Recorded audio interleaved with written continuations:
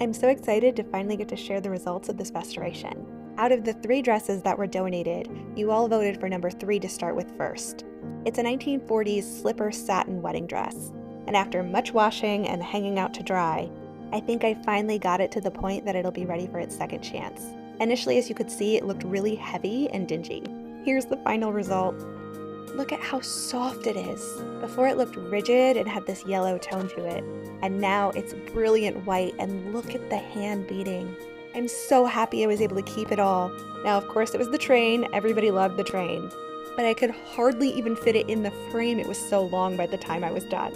The befores and afters with this gown are so satisfying, and I had to be so careful to keep all of these beads in place. I'm really lucky that perseverance paid off.